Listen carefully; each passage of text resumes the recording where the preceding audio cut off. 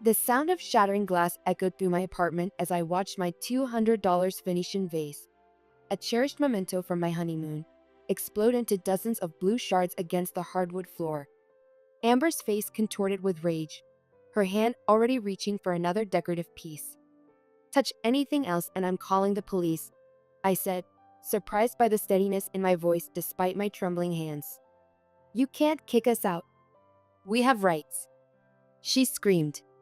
My brother Jake stood there, shifting uncomfortably between us, his usual charm replaced by panic. I felt a strange calm wash over me, like I'd finally reached the eye of a storm I'd been fighting for months. 1 week, I repeated. You have 1 week to find somewhere else to live. How did I end up here? How did I become the villain in my own apartment? Flashback, the call that started everything. I was enjoying my day off, lounging on my sofa and scrolling through Netflix when my phone rang. My mother's name flashed on the screen, and a familiar knot formed in my stomach. Mom only called when she wanted something. Hey Ruby, how are you doing? Her voice had that sweet, insinuating tone that I'd grown to recognize since childhood. The same tone she used when convincing my father to buy Jake his first guitar despite our tight finances. I'm good. Just relaxing. What's up? I asked, already bracing myself. Well, I need to ask you for a small favor, she said, confirming my suspicions. Your brother just moved out of his apartment. His lease ended and he's having some temporary money problems. I closed my eyes and saw 7-year-old Jake crying until he got the last cookie, 13-year-old Jake borrowing my savings for concert tickets he never repaid, 20-year-old Jake dropping out of college because it wasn't his scene. Each memory layered on top of the other like sediment, forming the mountain of resentment I'd been carrying. Mom, where is this going? I asked, though I already knew.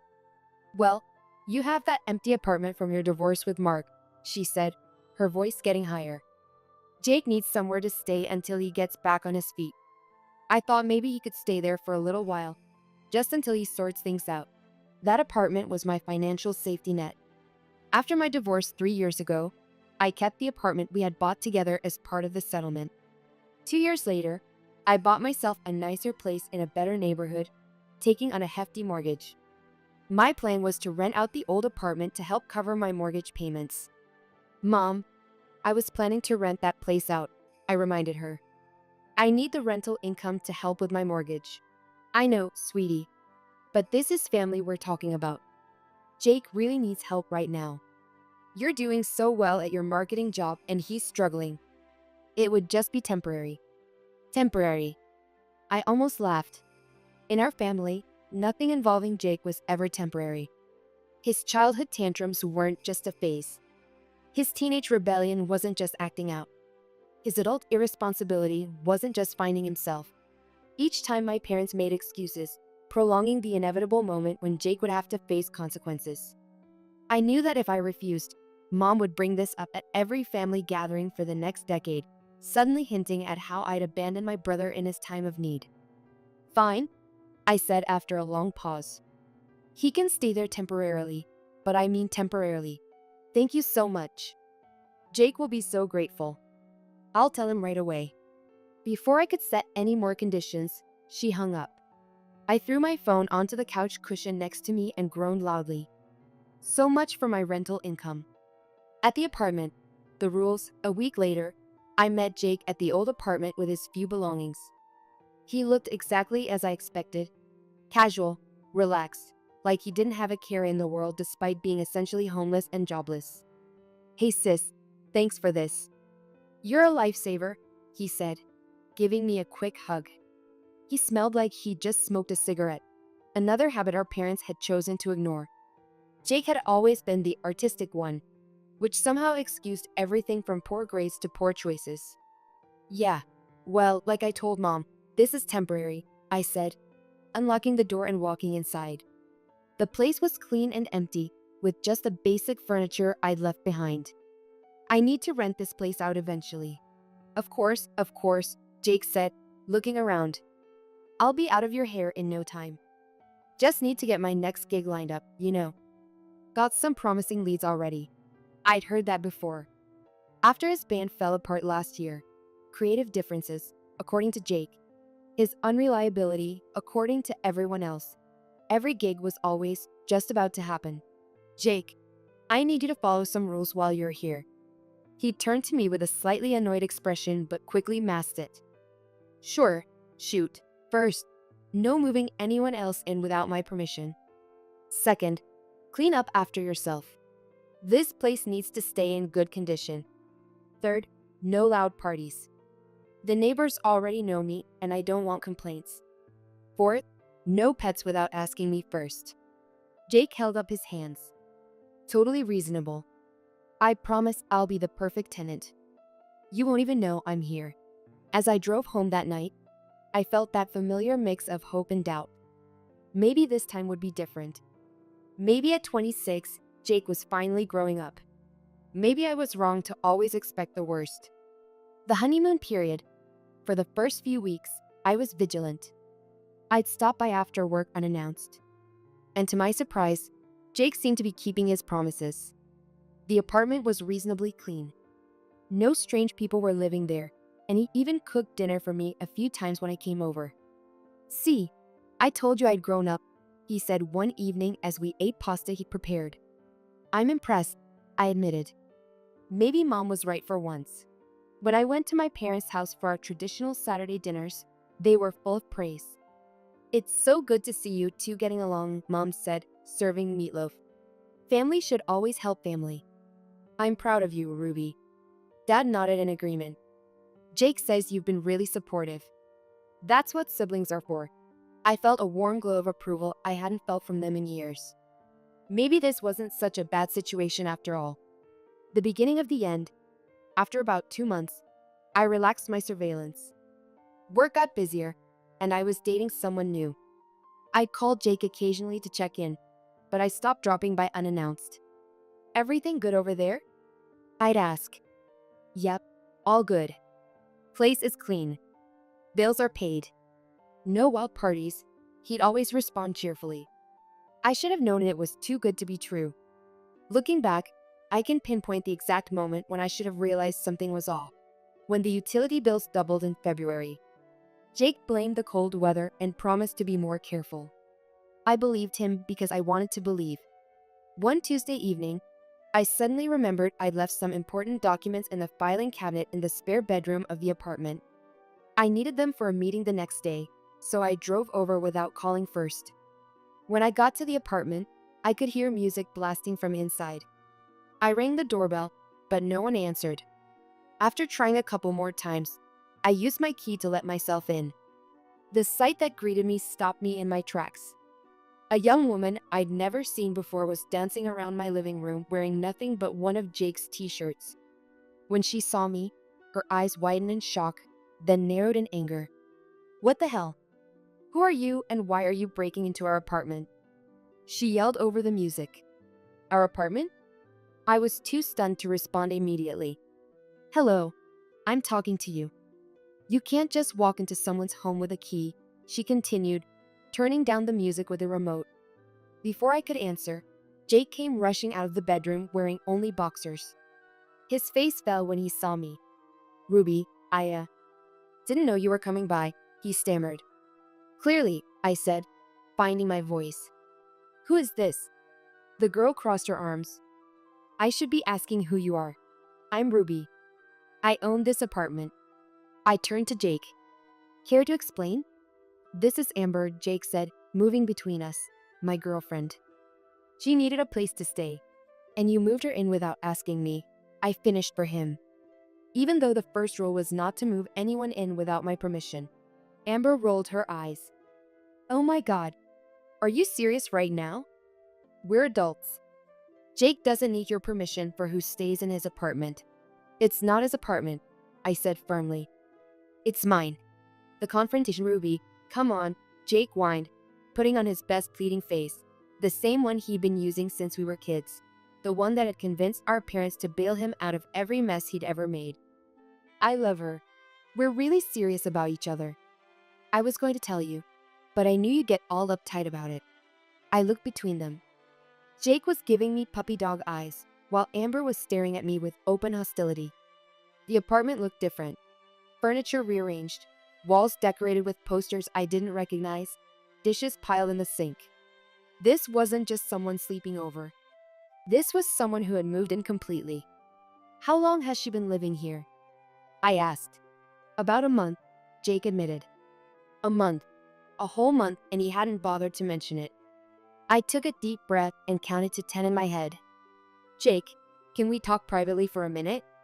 Anything you have to say to him, you can say in front of me, Amber cut in. I stared at her. I'd like to speak to my brother alone in my apartment. Jake squeezed Amber's arm. Just give us a sec, babe. She huffed but stomped off to the bedroom, slamming the door behind her. Charming, I muttered once she was gone. She's just protective, Jake said. And you kind of freaked her out by just walking in with my key to my apartment. I crossed my arms. Jake, what the hell? We had an agreement. I know, he sighed. But we've been together for 3 months and her roommate kicked her out and it just made sense. She's really great when you get to know her.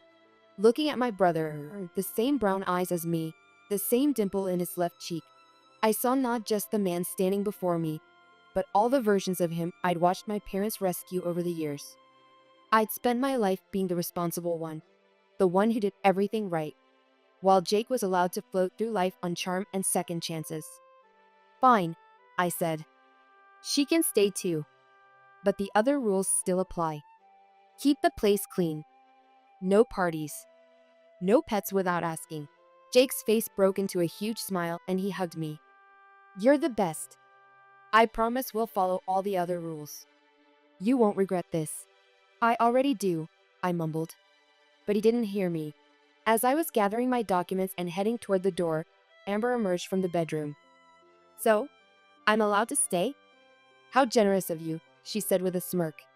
Amber, be nice, Jake said weakly. No, I'm serious.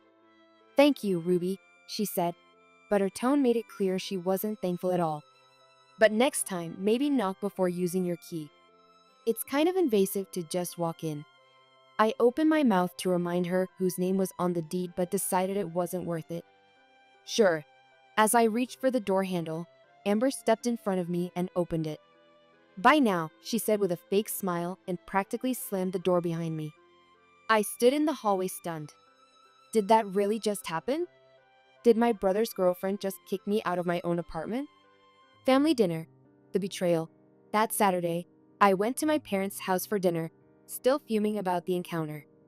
So, I met Jake's girlfriend, I said as we ate.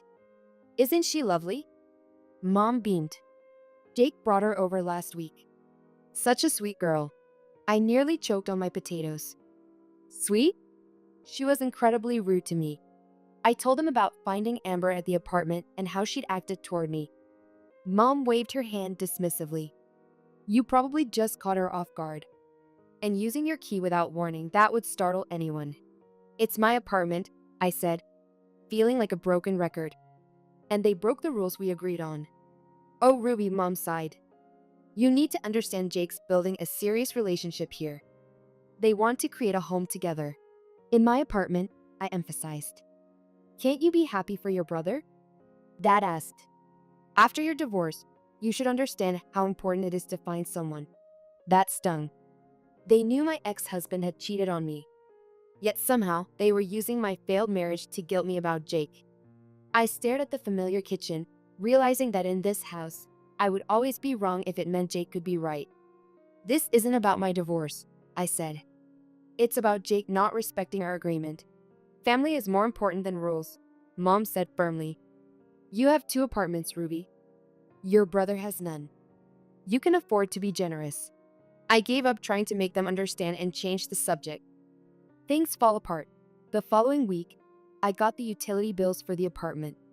My jaw dropped when I saw the amounts, nearly double what they were before. I called Jake immediately. Hey, have you seen the utility bills? They're twice as high as they should be. What's going on? Well, he hesitated. Amber likes to take really long baths, like really long. And she says she needs light to see, so she keeps all the lights on. I closed my eyes and counted to 10 again. Jake, I'm paying those bills. I know. I'm sorry. I'll talk to her about it. Please do, I said. I can't afford these kinds of increases. I promise, sis, I'll handle it. I wanted to believe him, but a part of me knew better. 3 weeks later, my phone rang. It was Mrs. Patel, the elderly woman who lived across the hall from my apartment. Miss Ruby, I am sorry to bother you, she said in her gentle accent. But there have been very loud parties in your apartment. Many nights, very late, too much noise, too many people. I apologized profusely, promising to address the issue even as anger bubbled inside me. First the unauthorized roommate, then the bills, now parties. Jake had broken every single rule. The next day, I drove to the apartment after work. I knocked on the door, then rang the doorbell, but no one answered. I tried my key, but it wouldn't turn in the lock. I stared at the door in disbelief. They had changed the locks. They had changed the locks to my apartment. I was beyond furious now. I went down to my car and decided to wait. 2 hours later, Jake and Amber appeared, walking toward the building entrance. I followed them inside and up the elevator. When they reached the apartment door, I called out, "Jake." He turned, his face dropping when he saw me. Amber looked annoyed. "What are you doing here?" she asked.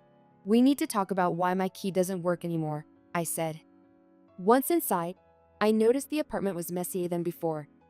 Empty beer bottles lined the kitchen counter and the living room furniture had been rearranged. "Why did you change the locks?"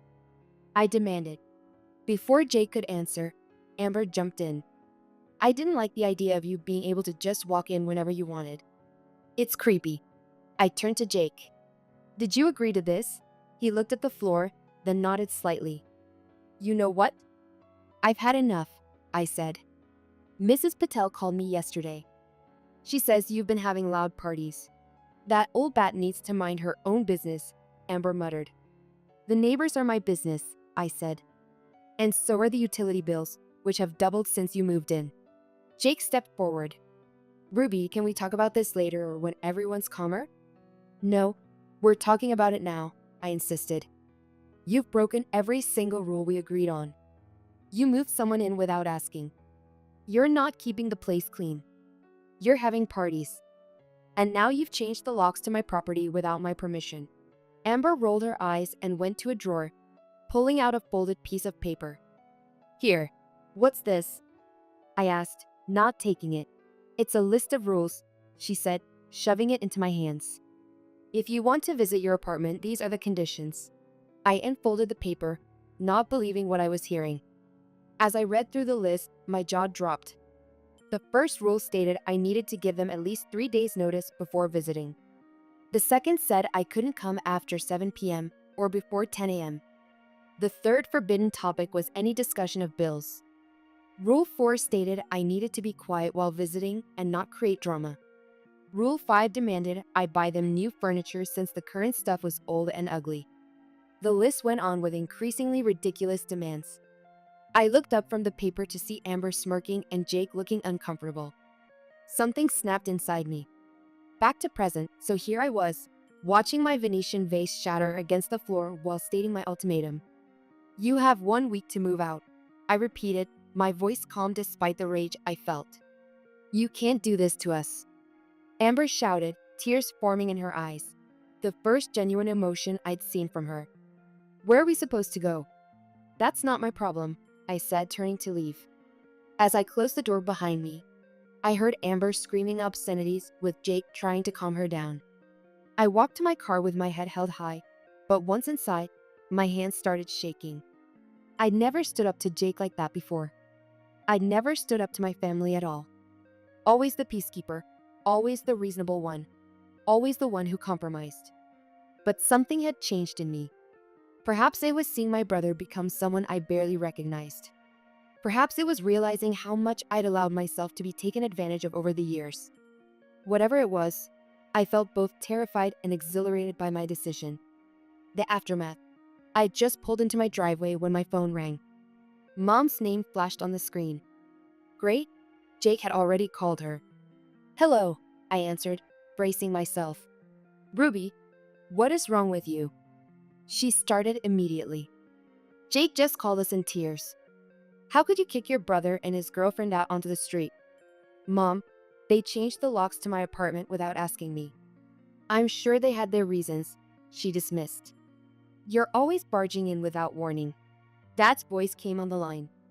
Your mother and I are very disappointed in you, Ruby. After everything we've done for you. What exactly have you done for me, Dad? I interrupted. I bought my own place. I'm paying my own mortgage. I'm letting Jake stay in my property rent-free, and he's taking advantage of me. That girl seems lovely, Mom said. Jake says you've been hostile toward her from the start. I laughed in disbelief. Amber threw a vase at me today. She wrote out a list of rules that I have to follow to enter my own property. You're exaggerating, Mom said. Ever since Mark left you, you've been bitter. We understand, sweetie, but don't take it out on your brother. I couldn't believe what I was hearing. In that moment, I saw with perfect clarity the dynamic that had shaped our family for decades. No matter what Jake did, he would be forgiven. No matter what I did, I would be expected to sacrifice more.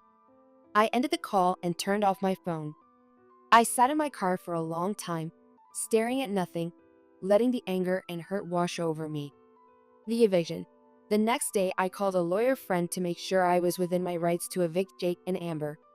She confirmed that since they weren't on any lease and the property was in my name, I could legally require them to leave. I also arranged for a locksmith to meet me at the apartment the following week. The days passed slowly. Jake called several times, but I let it go to voicemail. His messages oscillated between angry, "You're being totally unreasonable," and pleading, "Please, Ruby, we have nowhere else to go." I didn't respond to any of them. Mom and Dad called too. I ignored their calls as well. Finally, the week was up. I took the day off work and drove to the apartment, the locksmith scheduled to arrive an hour after me. I wasn't sure what to expect. Would they still be there? I knocked on the door, and to my surprise, Jake answered almost immediately. His eyes were red-rimmed, and he looked tired. "We're almost done packing," he said quietly. I nodded and stepped inside. The apartment was a mess, boxes and bags everywhere. Amber was in the bedroom shoving clothes into a suitcase. "Where will you go?" I asked, despite myself. "Mom and Dad said we can stay with them until we figure something out," Jake replied, not meeting my eyes. I felt a tiny pang of guilt, which I quickly suppressed. This was the consequence of their actions, not mine. We didn't speak much as they finished packing. Amber refused to look at me, moving around as if I were invisible. When they were finally ready to leave, she threw the keys onto the floor at my feet without a word. "Amber," Jake said weakly, but she was already out the door. Jake lingered for a moment. "I'm sorry about the vase," he said. "And the locks. It was Amber's idea, but I went along with it." "You always go along with things, Jake," I said. "That's your problem." He nodded sadly, then picked up the last of his bags and left. Rebuilding. After Jake and Amber left, I surveyed the damage to my apartment. The place was a disaster. There were stains on the carpet, scuff marks on the walls, and the bathroom had a layer of grime that made me gag. The kitchen wasn't much better. The sink was full of dirty dishes, and something unidentifiable was growing in the refrigerator. The locksmith arrived and changed all the locks. I paid him extra to install a deadbolt for additional security. As he worked, I started cleaning, filling garbage bag after garbage bag with trash they'd left behind. It took me 3 full days to get the apartment back into decent shape. I had to hire professional cleaners for the bathroom and kitchen, and I ended up replacing the carpet in the living room. All told, it cost me over $1,000 to fix everything. Once the apartment was clean, I listed it for rent. I took professional photos, wrote up a detailed description, and set a fair price that would cover my mortgage with a little extra for maintenance. Within a week, I had multiple applications. I vetted each potential tenant carefully, checking references and running credit checks. Finally, I settled on a young doctor who was starting her residency at the local hospital. She had excellent credit, steady income, and no pets. We signed a proper lease agreement with all the details spelled out clearly. The day she moved in, I handed her the keys with a sense of accomplishment. This was how it was supposed to go. a business transaction between responsible adults. As I drove home, I felt lighter. The rental income would help significantly with my mortgage payments, just as I'd planned before Jake had derailed everything.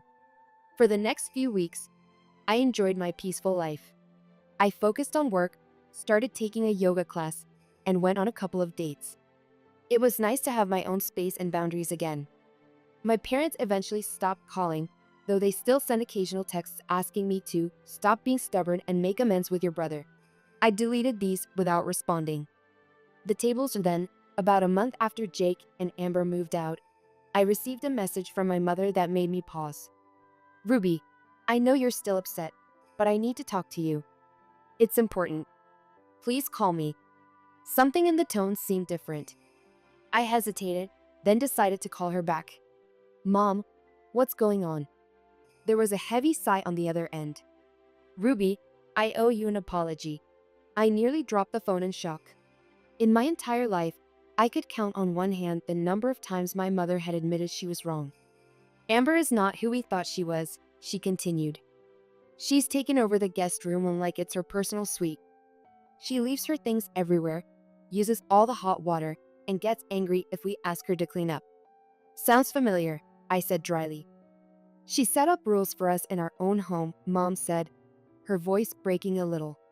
She told your father he couldn't watch TV after 9 p.m. because the noise bothers her. And she invited friends over for dinner without asking me first. I couldn't help but feel a twist of satisfaction. That must be hard for you. I see now what you were dealing with, Mom admitted. Can you talk to Jake, maybe convince him and Amber to find their own place? Your father and I are at our wits' end. I laughed in disbelief. Are you serious right now? You want me to solve your problem after you took their side against me? Ruby, please. We made a mistake. We're your parents. And I'm your daughter, I replied. But that didn't stop you from accusing me of being jealous and bitter. It didn't stop you from dismissing everything I said about how they treated me and my property. We were wrong, Mom said quietly. I'm sorry. The apology should have felt good, but it was too little, too late. Mom, you and Dad created this situation. You enabled Jake's behavior his entire life. You taught him that rules don't apply to him, and that someone else will always clean up his messes. What are we supposed to do with them? Mom asked, sounding genuinely lost. That's your problem to solve, not mine. Just like my apartment was my problem, remember? There was a long silence on the other end. Will you at least talk to us again? Come to dinner on Saturday? I considered it. Part of me wanted to hold on to my anger, to make them suffer the way they'd made me suffer. But another part recognized that this might be a chance for real change in our family dynamics. I'll think about it, I said finally. But I'm not fixing this for you. I understand, Mom said. We love you, Ruby. After we hung up, I sat on my couch processing the conversation. There was a certain poetic justice in my parents getting a taste of what I'd experienced. Maybe now they'd understand why I'd taken the stand I did. Epilogue. Over the next few days, I thought about whether to go to Saturday dinner. In the end, I decided to go, not to fix their problems, but to establish new boundaries for our relationship going forward. As for Jake and Amber, I felt no obligation to help them. My brother had made his choices, and now he could live with them. If this experience finally forced him to grow up and take responsibility for his life, maybe something good would come of it after all. Meanwhile, my tenant paid her rent on time each month. The money went straight toward my mortgage, just as I'd planned. I was moving forward with my life on my own terms, without apologizing for protecting what was mine. And that broken Venetian vase? I decided not to replace it. Some memories are better left in the past. I stood in front of Le Petit Chateau, the upscale French restaurant where my mother's 74th birthday dinner was being held. The leather-bound first edition poetry book felt heavy in my hands, its weight somehow matching the heaviness in my chest. At 52, I still found myself anxious about my mother's approval, a feeling I thought I'd outgrown decades ago. You can do this, Carol, I whispered to myself, adjusting my blazer. As a university professor of educational psychology, I could analyze everyone's behavior at this dinner except, it seemed, my own emotional response to my mother. The book had cost me $2,000. That's what I'd spent on this gift, hoping it would bridge the gap between us after years of strained relations. Mom had always loved poetry. Every evening when I was growing up, she'd read aloud from her collection, her voice soft and melodic. It was one of the few warm memories I had left of her before everything changed. The maitre d' approached with a practiced smile. Professor Montgomery? The winter's party is already seated in the private dining room. I nodded, squaring my shoulders as I followed him through the restaurant. The clink of fine china and murmur of conversation filled the air, but all I could hear was the pounding of my own heart. The private room door swung open, and there was Howard, my stepfather. His face showed a flash of annoyance before he forced a smile that didn't reach his eyes. At 76, he still maintained the appearance of a successful businessman, though I knew his real estate business had faltered years ago. "Carol," he said flatly, "come in. We were wondering if you'd make it." I stepped into the elegantly decorated room, taking in the familiar faces that had become increasingly foreign to me over the years. My mother sat at the head of the table, resplendent in an expensive designer dress that made her look younger than her 74 years. Her hair was perfectly styled, not a strand out of place. Around her were her friends, my stepsisters Peggy and Linda, and their partners. They all turned to look at me, their conversations pausing momentarily. "Carol," my mother's voice carried across the room as she spotted me. "You're finally here." The subtle emphasis on finally wasn't lost on me, though I was only 5 minutes late. "Happy birthday, Mom." I managed to smile and approach the table, holding out the carefully wrapped book. "I thought you might like this." Her eyes lit up at the sight of the beautifully wrapped package, and for a moment, I felt a spark of hope. Maybe this would be the turning point in our relationship. Maybe this thoughtful gift would finally make her see me as worthy of her attention again. She tore open the wrapping paper eagerly, but as soon as she saw what was inside, her expression changed. Her lips pressed into a thin line of disappointment, and she set the book aside without even opening it. "A book," she said flatly. "How thoughtful." The room seemed to grow quiet, and I felt everyone's eyes on me. Linda whispered something to Peggy, and they both smirked behind their wine glasses. "It's a first edition of Seasons of the Heart," I explained, feeling foolish as the words left my mouth. "That collection you used to read to me when I was young. Remember how you always said you wished you had a first edition? I found one through a rare book dealer in Boston." "Thank you, Carol," she said, but her voice was cold, her eyes already looking past me toward Howard, who was holding a small velvet box. "Howard, darling, is that for me?" The rest of the evening was torture. Mom barely spoke to me, though she laughed and chatted with everyone else. She exclaimed with delight over Howard's diamond bracelet and fawned over the matching designer handbags my stepsisters had given her. I sat at the far end of the table, picking at my Coke au vin, wondering why I thought things would be different this time. Flashback. 10 years ago. It all started 10 years ago when I was 42. That's when my whole world fell apart. Dad got sick, pancreatic cancer, and within 6 months, he was gone. I was devastated, completely lost without him. Thomas had always been my rock, the one person who truly believed in my academic pursuits when everyone else thought I was wasting my time pursuing a doctorate in my late 30s. "You've always had your father's stubborn determination," Mom had said, not quite managing to make it sound like a compliment. I expected Mom and I would grow closer through our shared grief. Instead, she met Howard just 2 months after the funeral. Within 6 months, they were married and Howard and his daughters moved into my parents' house. I was busy establishing myself in academia, watching from a distance as my childhood home transformed into a place I no longer recognized.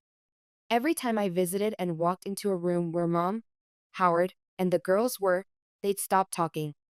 They'd give me these looks, like I was interrupting something important. Mom started spending all her time with her new daughters, taking them shopping, attending their social events, all the things she rarely did with me even before Dad died. "Peggy and Linda need me," she'd say whenever I tried to talk to her. "They're adjusting to a new living situation, a new family dynamic. What about me?" I wanted to scream. "I just lost my dad. Don't I need you too?" But I never said it. Instead, I retreated further into my work and my relationship with my grandfather George, Dad's father. He was an ex-banker who understood both my grief and my academic ambitions. When I was offered an associate professor position across town, he encouraged me to take it. Your father would be proud of you, he'd tell me, and those simple words meant everything. I still visited Mom occasionally, but each visit was more strained than the last. The final straw came when she handed me a cardboard box filled with Dad's photos, books, and personal belongings. We don't need these around anymore, she said, her newly manicured nails tapping on the lid. Howard thinks it's time to redecorate. The study is going to be a meditation room. That was the moment I knew I'd lost her completely. I took the box to Grandpa's house, and we spent the evening looking through the photos together, sharing memories of the man we both loved and missed so deeply. Your father had integrity, Grandpa said, holding a photo of Dad at his college graduation.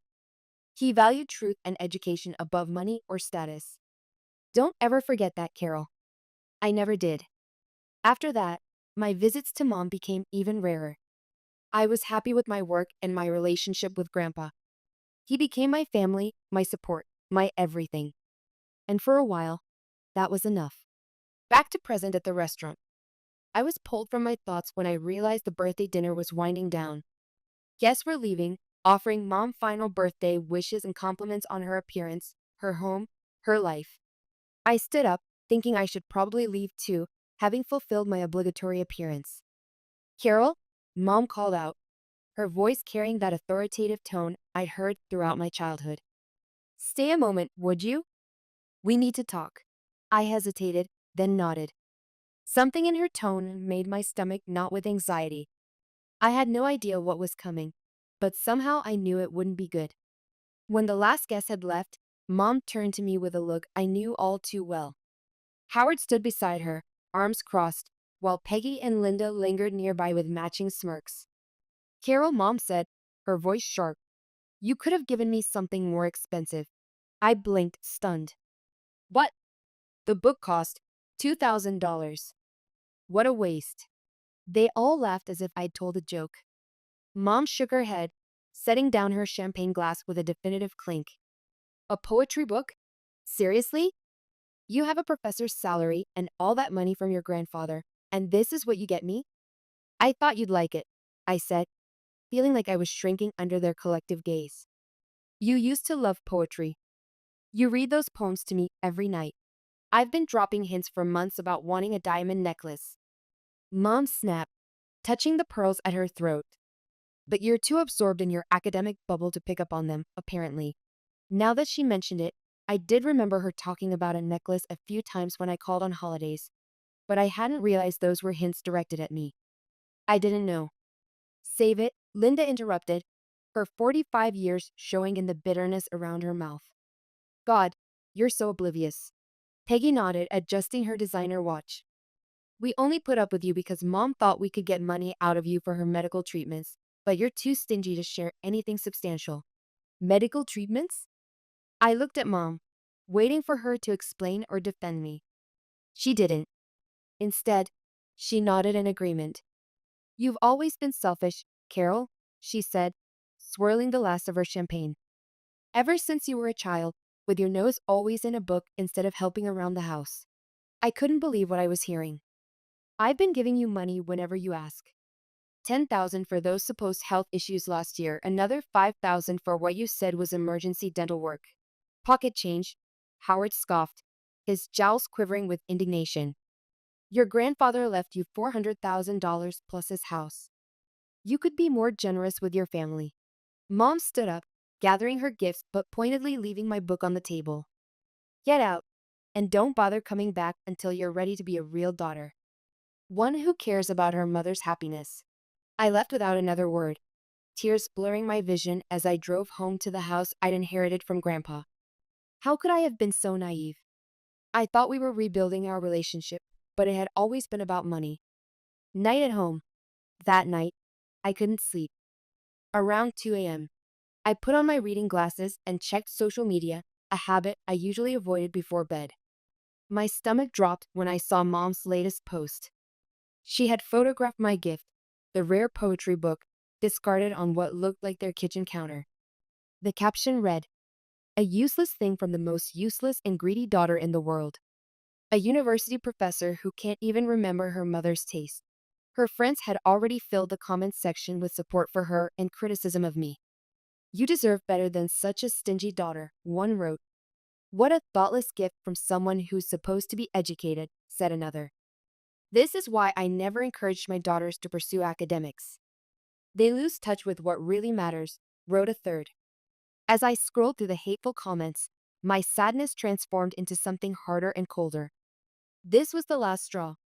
For years, I let mom walk all over me, desperate for any scrap of affection. No more. I set my tablet aside and moved to my home office, the room I'd preserved exactly as Grandpa had left it. The worn leather chair creaked as I sat down, and I ran my fingers along the smooth wood of his desk, drawing strength from the memory of his integrity and wisdom. I remembered something Grandpa had mentioned a year before he died, something about mom and money. It was time to dig into his old files. The next morning, after a fitful sleep, I went to Grandpa's filing cabinet where he kept important documents. His organizational system was meticulous, reflecting his years as a banker. After an hour of searching, I found it, a legal receipt signed by my mother. According to this document, Grandpa had loaned her $150,000 to start her bakery business, with the explicit condition that he could demand repayment at any time. As his heir, that right now belonged to me. I sat back in Grandpa's old leather chair, thinking about what happened after Mom got that loan. It was about a year after Dad died. Mom had shown up one day at Grandpa's house, barely acknowledging me before asking to speak with him privately. They were in his office for over an hour. "What did Mom want?" I'd asked when she left without saying goodbye. "She needed money to start a business," Grandpa explained, looking troubled, his weathered hands sorting through the paperwork.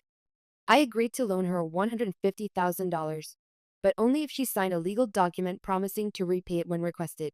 "You're giving her money after how she's treated me? Treated us?" I couldn't keep the shock from my voice. "Carol," he said gently, his eyes kind but determined, "I'm still her father-in-law, and this way, I have some leverage if we ever need it. Trust me on this." I didn't understand what he meant then, but I do now. Grandpa was always thinking ahead, his banker's mind evaluating all possible futures. After getting the money, Mom opened a cake shop in a trendy part of town. It did well, and soon she was flaunting her success on social media, posting pictures of her new car, fancy vacations with Howard and the girls, always with captions about being a self-made businesswoman. There was never any mention of the loan that had made it all possible. Then, just after I received tenure, Grandpa had a massive heart attack. He was gone before I could even get to the hospital to say goodbye. I was devastated, completely lost without him. He'd been my rock for years, the only real family I had left. According to his will, everything he owned, the house and $400,000 in savings, went to me. I wasn't surprised. What did surprise me was Mom showing up at the house the day after the funeral, demanding her fair share of the inheritance. I was his daughter-in-law for 40 years, she insisted, standing in the foyer with her hand outstretched as if expecting me to write her a check on the spot. I refused. We argued. She called me selfish and ungrateful. I told her she had no right to Grandpa's money after the way she'd erased Dad from her life. She left in a fury, and we didn't speak for 3 years. During that time, I settled into a comfortable life. I had my professorship, lived in Grandpa's paid-off house, and had his savings wisely invested. I wasn't rich by academic standards, but I was secure and independent. I found fulfillment in my students and in volunteering for a weekend reading program for underprivileged children. Then, 6 months ago, in a moment of holiday weakness, I reached out to Mom with a simple Christmas text. To my surprise, she responded warmly and invited me to a family gathering. Foolishly believing in the spirit of reconciliation, I bought gifts for everyone and went. Mom seemed genuinely happy to see me. We exchanged presents, had dinner, and for the first time in years, I felt like maybe we could have some kind of relationship again. The photo of us together from that evening still sat on my bedside table. A month later, she called asking for $10,000. She needed treatment for an irregular heartbeat, she explained, and her insurance wouldn't cover the specialized care she wanted. Without thinking, I transferred the money to her account. "You're a lifesaver, Carol," she said. "I knew I could count on you." That was the beginning. Small requests followed: $2,000 for Peggy's car repair, $3,000 for unexpected tax bills, $1,500 for Howard's medical consultation. Each time, I gave without asking for repayment, happy to help and hoping it would strengthen our fragile reconnection. What a fool I'd been. The decision. With the receipt in hand, I picked up my phone and called Michael Green, Grandpa's lawyer and friend.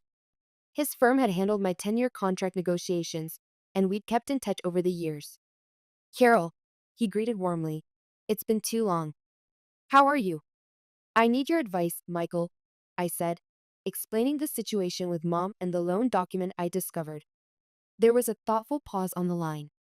"Yes, I remember drafting that agreement," he said finally. "As your grandfather's heir, you have every legal right to demand repayment. Would you like me to handle this for you?" His voice was professional but gentle, understanding the emotional complexity behind my request. "Yes," I said firmly, my professor's voice taking over, the voice I used when setting clear boundaries with difficult students. "I would." The next morning, I woke up with a clarity I hadn't felt in years. I made myself a cup of coffee and stood by the kitchen window, watching the early summer light filter through the oak trees Dad had planted decades ago. I smiled at the irony. Mom had sneered at my gift, but I actually found peace in my morning rituals: a good book, strong coffee, the quiet before my day began. I called Michael again to confirm the details of our plan. After we hung up, I went shopping for a small gift box, one that might hold a jewelry box, perfect for a diamond necklace. I made a copy of the loan receipt, folded it neatly, and placed it inside the box along with a handwritten note: "Payment in full due within 30 days. Before sending it, I texted Mom. "I felt bad about yesterday. I'm sending another gift your way, something I think you'll appreciate more than the poetry book." Her reply came immediately: "I hope it's the diamond necklace I've been hinting at." I felt a twinge of something, not quite guilt, more like sadness for what our relationship had become. "It's definitely a surprise you won't forget," I texted back. I called a courier service for same-day delivery and tracked the package on my phone. When it showed delivered, I waited. 30 minutes later, my phone exploded with notifications. Mom was calling nonstop. I declined each call, watching as the count reached 10, 15, 20 calls. Then the texts started coming. "Carol, call me now. This isn't funny. You can't do this to me. Answer your damn phone." I let her stew for a full hour before finally answering on the 31st call. "How dare you?" she screamed before I could even say hello. "You have no right to demand that money back." "Actually, I do," I replied calmly, the same tone I use with students who try to argue about their grades. "I've already spoken with Michael Green. As Grandpa's heir, I've inherited all his assets and obligations, including your debt to him. That was between me and your grandfather, not legally binding." Her voice had the same shrill quality I remembered from childhood scoldings. "The receipt clearly states the loan is repayable on demand to him or his heir. I am his heir." I kept my voice steady, finding strength in the factual, unemotional presentation. "I don't have that kind of money just lying around."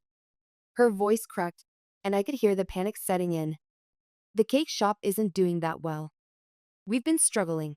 That's not my problem. You have 30 days. I was surprised by my own resolve. "Carol, please." Her tone changed completely, becoming soft and pleading. "I'm sorry about the poetry book comment. I was just disappointed. You know how I get when I drink too much. I took down that stupid social media post." "This isn't about the post, Mom, or the poetry book." I paused, feeling decades of hurt bubbling to the surface. "This is about 10 years of you choosing everyone else over me. This is about you erasing Dad from your life 6 months after he died. This is about you treating me like an ATM while calling me greedy." She was quiet for a moment. "What do you want, Carol?" "An apology." The words came automatically. "Fine. I'm sorry. I shouldn't have moved on so quickly after your father died." I shouldn't have let Howard change everything. I shouldn't have pushed you away. The words were right, but they rang hollow, a performance without true remorse. I thought of what I taught my students about genuine apologies and emotional accountability. I don't want your performance, Mom. I want the $150,000. You have 30 days. The confrontation. Over the next 2 weeks, Mom tried everything. She called, texted, and emailed constantly. When I blocked her number, she started showing up at my house. I never answered the door. Once, I watched through the window as she stood on my porch for almost an hour, alternating between knocking and sitting on the steps with her head in her hands. She looked older, more vulnerable, but I hardened my heart against decades of manipulation. Howard called my department and tried to speak to me there, but I had security escort him out. Peggy and Linda sent nasty texts from new numbers when I blocked their regular ones. They called me heartless, cruel, a terrible daughter. I saved every message as evidence of harassment, just in case. Mom even sent some of her friends to plead her case. One of them, her best friend Susan, caught me in the grocery store parking lot as I was loading bags into my car. "You're your mother," she said, her face flushed with either exertion or emotion. She might lose everything. The cake shop, their house. "That's not my concern," I replied, continuing to load my groceries. "How can you be so cold? She's your mother." Susan's voice rose, drawing looks from nearby shoppers. I looked at her directly, my professor's gaze unwavering. Where was this concern when she was posting about what a useless, greedy daughter I am? Where were you when she kicked me out of her life after my dad died? When she moved my stepsisters into my childhood bedroom? When she threw away all traces of my father? Susan had no answer for that. She just shook her head and walked away, muttering something about family loyalty. 3 weeks after I sent the gift box, Michael called me. "Your mother has contacted me," he said. "She's arranged for a loan to repay the full amount. We're meeting tomorrow to complete the transaction. Do you want to be present?" I thought about it, weighing the emotional cost against my need for closure. Yes, I want to be there. The next day, I met Mom at Michael's office. She looked terrible, pale with dark circles under her eyes. She'd lost weight, and her usually perfect hair seemed dull and hastily arranged. For a moment, I felt a twinge of regret, but then I remembered her laughing face as she mocked my gift, the cruel caption on her social media post, "The years of neglect." Mom barely looked at me as she signed the papers and handed over a cashier's check for $150,000. Michael verified everything and nodded to me. "This concludes our business," he said formally. The truth. As we stood to leave, Mom finally spoke directly to me. "I hope you're happy now," she said, her voice flat. "You've ruined us, just like you always wanted." "I never wanted to ruin you, Mom," I said quietly, feeling the weight of decades between us. "I just wanted you to love me the way you loved your new family." "You know what?" She laughed bitterly, adjusting her purse strap with shaking hands. "For years, I told myself I was a good mother to you, that you were the problem, too sensitive, too academic, too much like your father. But looking at you now, I can see him in you. That same stubborn pride, that refusal to back down." She shook her head. "You're a terrible daughter, Carol. But I guess I wasn't much of a mother either." She walked out without waiting for my response. I stood there feeling strangely empty. This wasn't the closure I'd imagined. There was no satisfaction, no sense of triumph, just a hollow feeling where my anger had been. "Are you all right?" Michael asked, his hand briefly touching my shoulder. I nodded. "I will be." As I drove home, I wondered if I'd done the right thing. The money wasn't really the point. It was about making her feel a fraction of the pain she'd caused me. Had I stooped to her level? Maybe. But for the first time in years, I felt like I'd taken control of my own story. A month passed. I threw myself into end-of-semester grading, faculty meetings, and my weekend reading program, barely thinking about Mom and her family. Their problems were no longer my concern. Still, curiosity got the better of me, and I found myself checking her social media one evening. Her once active accounts had gone quiet. The last post was from 2 weeks ago, a simple for sale sign in front of her cake shop. I felt a surge of satisfaction. Actions have consequences, and Mom was finally facing hers. I closed the browser and poured myself a glass of wine to celebrate my newfound freedom. My phone rang. It was Emma, my colleague from the psychology department. "You won't believe who I just saw working at Barton's department store," she said without preamble. "Who?" I asked, though I had my suspicions. "Your stepsister, the younger one, Linda?" I'm pretty sure it was her. She was folding sweaters in the women's section. Looked miserable. "Linda? Are you sure?" "Positive. I recognized her from that Christmas photo you showed me." She didn't see me, but I definitely saw her. I thanked Emma for the information and hung up. So they really were struggling. Good. The loan repayment had hit them exactly as they deserved. A week later, I needed to pick up some office supplies at the mall. As I turned down an aisle in the stationery store, I saw her, Peggy, the older stepsister, working behind the counter in a store uniform. She saw me too. Our eyes met briefly before she quickly disappeared into the back room. I finished my shopping without hurry. As I loaded my bags into my car, I noticed someone watching me from across the parking lot. It was Mom, smoking a cigarette on her break. When she saw me looking, she dropped the cigarette and stormed over. "Happy now?" she asked, her voice hard but trembling slightly. She was wearing a supermarket uniform, the polyester material ill-fitting on her thin frame. "Actually, yes," I replied calmly. "I am. Yeah, well, this is my life now, thanks to you." She gestured at her uniform. "The girls had to drop out of their real estate courses. Howard and I can't afford to help them anymore, not after paying back your grandfather's loan." "Let's be honest here," I said, crossing my arms. "For years, you, Peggy, and Linda treated me like I was nothing. You three moved into my childhood home and erased every trace of my father within months of his death." "That wasn't entirely their fault," Mom said, suddenly defensive. "That was mostly Howard's decision. And what about at the birthday dinner? Linda literally said you only reconciled with me to get money for supposed medical treatments. You called me greedy for giving a $2,000 gift instead of diamonds." I laughed without humor. "You saw me as your personal ATM, nothing more." Mom fell silent, unable to counter my points. "You never saw me as family," I continued, feeling the years of hurt giving strength to my words. "You saw me as a cash cow. Well, the cow decided to stop giving milk. Deal with it." She stared at me, her mouth opening and closing without words. "I have to get back to work," she finally mumbled, turning away. "Good luck with that," I called after her. I got into my car, feeling lighter than I had in years. No guilt, no regret, just the satisfaction of finally standing up for myself.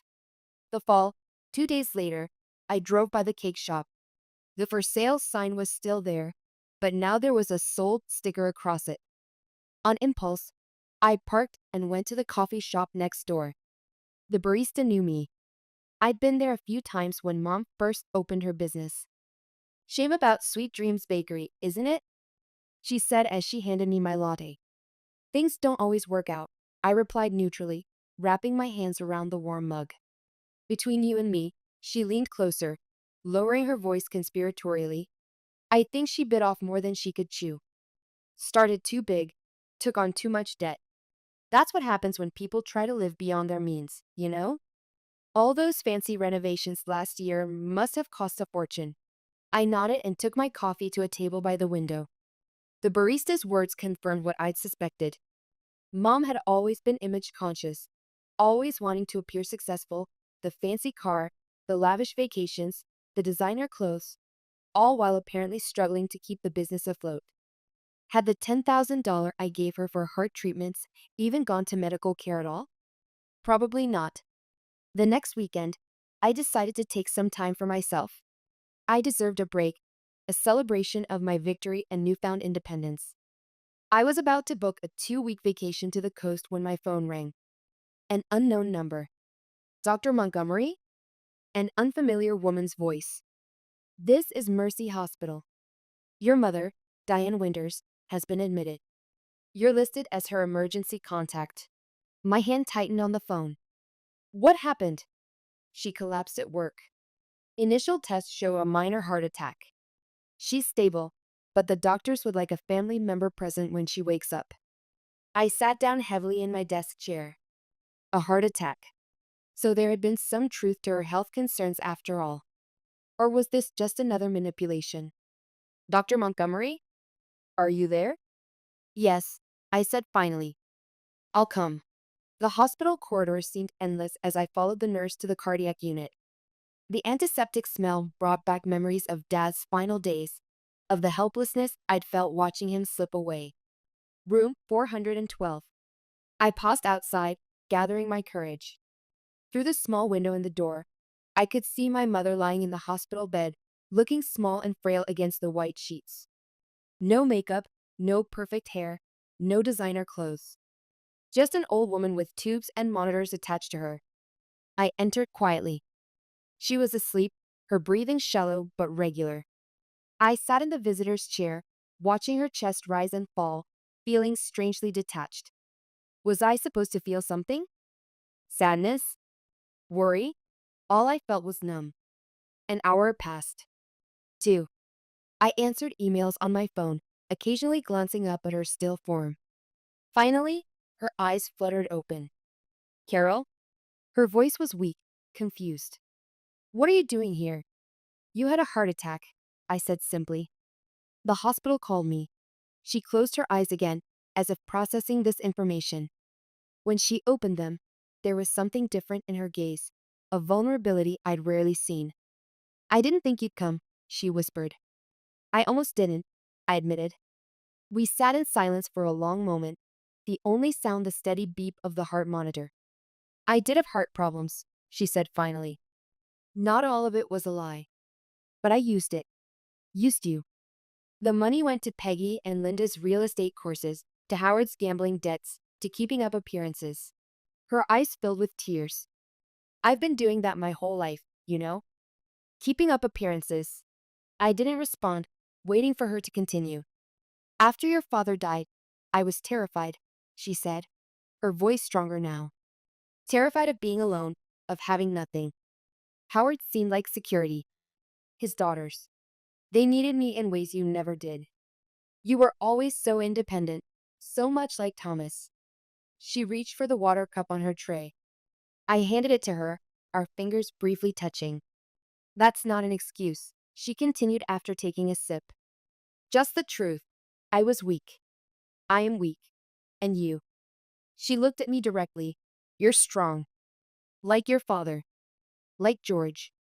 The mention of Grandpa's name sent an unexpected pang through my chest. What would he have wanted me to do in this situation? The doctor says I need bypass surgery, Mom said. Good insurance through the supermarket, ironically. She attempted a smile. I don't expect you to care. You've made your feelings very clear. I stood up, suddenly needing to move. I'll let the nurses know you're awake. As I reached the door, she called after me. Carol? I turned. I am sorry. Not just for the money. For everything. I know it's too late, but I am sorry. This time, the words didn't sound hollow. They sounded broken, genuine, the words of a woman who had lost everything, including her pride. I nodded once and left the room. The turning point. Over the next few days, I found myself thinking about Mom constantly.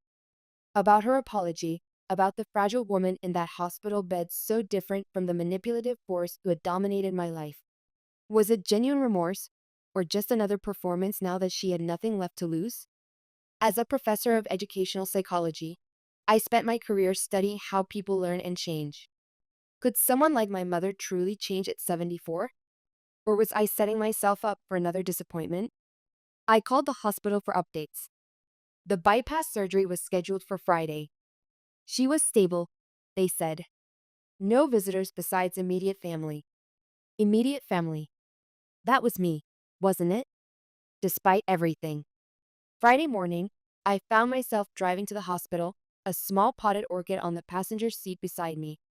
I didn't know if I was making the right decision, but something pulled me forward, Perhaps the memory of Grandpa's unwavering moral compass, or the lessons I tried to instill in my students about empathy and second chances. Mom was being prepped for surgery when I arrived.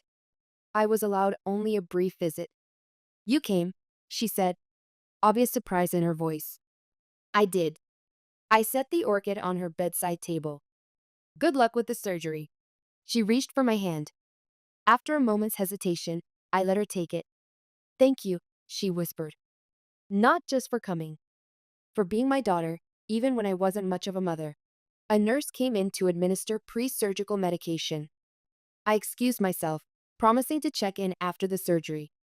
As I walked back to the parking lot, I felt tears on my cheeks, the first I'd cried for her in years. The recovery. The surgery lasted 6 hours. I sat in the waiting room, grading papers to distract myself, occasionally checking the clock. When the surgeon finally emerged, his face was tired but satisfied. "Dr. Montgomery, your mother's surgery went well. She's in recovery now." Relief washed over me, an emotion I hadn't expected to feel. "Can I see her?" "She'll be heavily sedated for a while. I'd suggest coming back tomorrow morning. She's not out of the woods yet, but things look promising." I returned the next day to find Mom awake but groggy. The room was stark and clinical, no flowers or cards besides my simple orchid. I wondered if Howard or my stepsisters had visited. "The nurse said you waited during my surgery," she said, her voice raspy from the breathing tube. I nodded, setting my bag down. "I did. Why?" It was a simple question, but I had no simple answer. "I don't know," I admitted. "Maybe because despite everything, you're still my mother." She closed her eyes, a tear slipping down her cheek. "I don't deserve that." "No," I agreed. "You probably don't." We sat in silence for a while, the only sounds the beeping of monitors and the occasional voice from the hallway. "Where's Howard?" I finally asked. "And Peggy and Linda?" Mom's face tightened. "Howard left when we lost the house. He moved in with his brother in Arizona. Said he was too old to start over." "And your daughters?" "They've been busy," she said, but her expression told a different story. "They'll come when they can." I nodded, suspecting they wouldn't come at all now that there was nothing to gain. Some part of me felt vindicated, while another part felt sad for her. "What will you do when you're discharged?" I asked, suddenly realizing she might have nowhere to go. "There's a senior apartment complex that accepts Section 8 vouchers. I've applied." She attempted a smile. "Quite a change from our old house, but it'll have to do." I thought about her living alone in some sterile apartment building, about the years we lost, about Dad and Grandpa and the values they'd instilled in me. "You could stay with me," I heard myself say, "until you're back on your feet. I have the spare room." She looked at me in genuine shock. "After everything I've done? Why would you offer that?" I wasn't entirely sure myself. "Because it's what Dad and Grandpa would have done," I said finally. "They valued family, even when it was difficult." I don't know what to say. "You don't have to say anything," I replied. "But there are conditions. This isn't a free ride, and it's not permanent. We'll figure out a timeline, and you'll contribute what you can to household expenses once you're working again." She nodded, accepting my terms without argument, another sign of how much had changed. "And we'll need to have some honest conversations," I continued. "Real ones, not performances. About Dad, about the past 10 years. If we're going to have any kind of relationship moving forward, it has to be based on truth." "I'd like that," she whispered. "A chance to start over." I wasn't sure if I believed in fresh starts at our ages, but maybe we could build something new from the ruins of our relationship, something modest and real, without pretense or manipulation. Epilogue. 6 months later, I stood at the back of the university auditorium watching my students receive their diplomas. The pride I felt seeing them cross the stage made my heart swell. These young people had become a different kind of family to me, one built on shared knowledge and mutual respect. Mom sat in the audience, now recovered enough to work part-time at a local bookstore. Our living arrangement had its challenges, but we were finding our way. The honest conversations I'd insisted on had been painful but necessary, peeling back layers of hurt and misunderstanding that had accumulated over decades. After the ceremony, We walked together across the campus quad, the summer sun warm on our shoulders. Your father would have been proud, Mom said, echoing Grandpa's words from so many years ago. Seeing you up there, making a difference in these students' lives. Thank you, I said, and meant it. At home, I made coffee while Mom set the table for our weekly Sunday dinner. The routine had become comfortable, a neutral ground where we could rebuild our relationship one conversation at a time.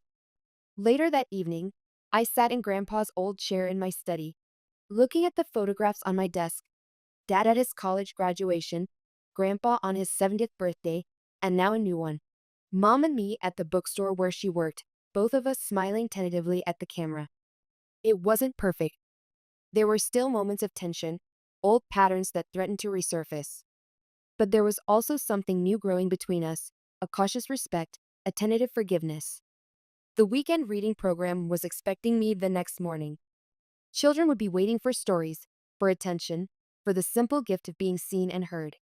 I'd learned from my own experience how powerful that gift could be and how damaging its absence.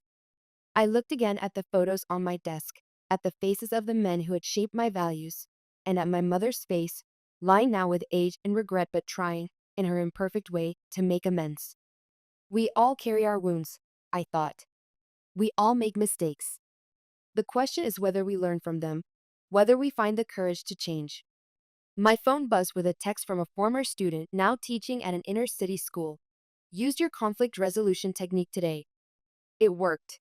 Thank you for everything, Dr. Montgomery. I smiled and texted back, feeling the warm glow of knowing I'd made a difference in someone's life. That was the real inheritance from Dad and Grandpa. Not money or property, but purpose and integrity. From downstairs came the sound of Mom's voice, calling me to join her for tea. I headed down, ready to continue our journey of rediscovery, two imperfect women finding their way back to family, one conversation at a time. I've always believed that family comes first. At least, that's what my parents drilled into me growing up.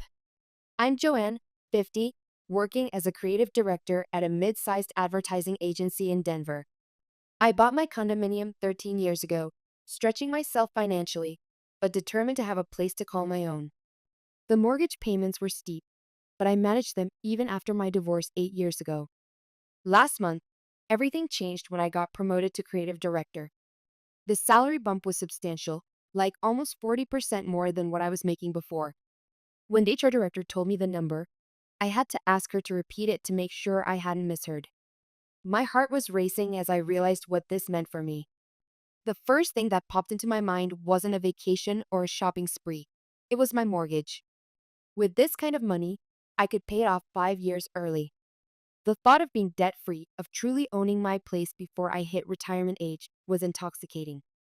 A sense of security I hadn't felt since before my divorce washed over me. I couldn't wait to share the news with my family. My elderly parents, Helen and Robert, have always been proud of me, or so I thought. My younger sister, Lisa, recently got her position downgraded at the retail store where she works as a manager. Her husband, Tom, 48, works in real estate but somehow always seems to be between big opportunities. I'd helped them with their wedding expenses last year. It wasn't a small amount either, $10,000, but I wanted Lisa to have her perfect day. Every month, I'd also been transferring $600 to my parents' account for their utilities. Dad retired early from teaching due to back problems, and Mom's pension from the library doesn't bring in much. I never complained about it. That's what family is for, right? I invited everyone over to my parents' suburban house for dinner to share my good news. Mom made her famous pot roast, Dad opened a bottle of wine, and Lisa and Tom showed up dressed like they were heading to a fancy restaurant. I got promoted, I announced after we'd all settled at the table. Creative director. That's wonderful, honey, Mom said, serving me an extra large portion of mashed potatoes. How much more are they paying you? I told them the figure, feeling a flutter of pride in my chest, and their eyes widened. Well, that's fantastic, Dad said, raising his glass. To Joanne's success. Everyone clinked glasses, and for a moment, I felt on top of the world. The years of hard work, the late nights, the stress, it had all been worth it. So, I've been thinking about what to do with the extra money, I continued. excited to share my plan. I'm going to put almost all of it toward my mortgage. If I'm aggressive about it, I could be completely debt free in about 5 years instead of the 10 I have left. The silence that followed was weird. Mom and Dad exchanged glances. Lisa put down her fork with a clatter that seemed to echo in the suddenly quiet room. Is that really the best use of your money? Mom finally asked, her voice carrying a note of disappointment that made my stomach tighten. What do you mean? I was confused, the bubble of my excitement beginning to deflate. Dad cleared his throat, adjusting his glasses the way he always did when he was about to deliver unwelcome news. Well, honey, you're already making your payments on time. There's no rush to pay it all off now. At your age, you need to think about other things too. Yeah, Lisa chimed in, twirling her wedding ring, the one I'd helped pay for. Actually, Tom and I have been struggling with our rent lately. His commission structure changed, and things are tight. It would really help if you could chip in a bit each month. I stared at my sister, not sure I'd heard her correctly. A cold feeling spread through my chest. You want me to help pay your rent? For that house in the luxury neighborhood you insisted on moving to? Just temporarily, Tom said smoothly, reaching for his wine glass. Until things pick up again. You know how the real estate market can be. And your father and I, Mom added, patting Dad's hand. We've been thinking about replacing our car. The repair bills keep adding up, and with a little help from you. Well, now that you're making so much more money, I couldn't believe what I was hearing. The room suddenly felt too warm, too small. Wait, let me get this straight. I just told you I got a promotion, and your first thought is how my money can benefit you? Don't be selfish, Joanne, Lisa said sharply, her eyes narrowing. That's what family does. We help each other. You're 50 with no kids. What else are you saving for? I already help. My voice rose despite my efforts to stay calm. My hands were shaking slightly. I send Mom and Dad $600 every month for utilities. I gave you and Tom $10,000 for your wedding last year. How is that being selfish? That wedding money was a gift, Lisa said dismissively, waving her hand as if brushing away my words. And the utility money is just basic support for our elderly parents. We're talking about new needs now. I took a deep breath, trying to slow my racing heart. Look, I appreciate that everyone has needs, but I have goals too. I've been dreaming about paying off my mortgage early, and now I finally have the chance to do it. At 50, I need to think about my future and retirement too. So your condo is more important than your family? Dad asked, his voice tinged with disappointment that cut through me like a knife. After all we've done for you? That's not what I'm saying, I replied, feeling my cheeks flush with a mix of anger and embarrassment. I'm saying I need to take care of my financial security too. Once my mortgage is paid off, I'll have even more flexibility to help out if needed. Mom sighed dramatically, exchanging a meaningful look with Dad. I guess we know where we stand then. I just never thought you'd put yourself before family, Joanne. Not after how we raised you. The rest of the dinner was excruciating. Conversation was minimal, with pointed silences and thinly veiled looks of disapproval directed my way. Even the pot roast, usually my favorite, tasted like cardboard in my mouth. As I drove home that night, I felt a mixture of guilt and resentment churning in my stomach. Was I being selfish? Was it wrong to want financial freedom before taking on more family obligations? The voices in my head argued back and forth, but deep down I knew I had to stick to my plan. This was my future at stake, my security in an increasingly uncertain world. At 50, I couldn't afford to be careless with my finances anymore. 3 months later, 3 months after that uncomfortable dinner, I was making serious progress on my mortgage. Each time I made an extra payment, I felt a small thrill of accomplishment. My financial advisor had confirmed what I already knew. At 50, accelerating my mortgage payments was a smart move for my retirement planning. My family situation, however, was another story entirely. The calls from my parents had become predictable. Joanne, the water heater is acting up. Or, your father needs new prescription glasses that Medicare won't fully cover. Helen's voice always carried that subtle guilt-inducing tone that made my stomach clench. Lisa was worse, texting me at least twice a week with various financial emergencies. After her demotion at the retail store, something about missing sales targets consistently, she and Tom were apparently struggling to make ends meet in their oversized house. I always sent the money. Part of me felt obligated, while another part hoped that my generosity would eventually be acknowledged. It never was. The thank yous became briefer, the requests more frequent, as if my assistance was now expected rather than appreciated. Each time my phone buzzed with a new message, I felt a knot form in my chest, knowing it was likely another request disguised as family connection. One Tuesday evening, my phone buzzed with a text from Lisa. My birthday party this Saturday at Tom's mom's house, 6 p.m. Bring a nice gift. Address: 1542 Oakwood Lane. I figured this might be a chance to mend fences, especially since I hadn't met much of Tom's family. Our only meeting was at Lisa's wedding a year ago. His mother, Patricia, had a reputation for being particular, Lisa's diplomatic way of saying she was judgmental and controlling. I spent my lunch break that Friday shopping for Lisa's gift, a designer handbag she'd been eyeing for months. It cost nearly $500, which meant adjusting my monthly mortgage extra payment, but I wanted to make a good impression and show there were no hard feelings. Saturday arrived, and I pulled up to a large colonial-style house in an upscale neighborhood. Cars lined the street, suggesting a bigger gathering than I'd anticipated. Taking a deep breath to steady my nerves, I clutched the gift bag and rang the doorbell. A stern-faced woman in her 70s opened the door, her perfectly coiffed silver hair and expensive outfit immediately intimidating. "You must be Joanne," she said, looking me up and down with barely concealed disapproval. "Lisa's sister." "Yes, that's me." "Nice to see you again, Patricia," I replied, forcing a smile despite the immediate tension I felt. She nodded curtly and led me into a living room crowded with people. I spotted my parents chatting with a couple I didn't recognize, Helen looking elegant but tired, Robert leaning heavily on his cane. Lisa was surrounded by friends, laughing loudly, while Tom stood nearby with his father Donald and others I assumed were relatives. I had barely taken 3 steps into the room when Patricia's voice rang out, loud enough for several nearby conversations to halt.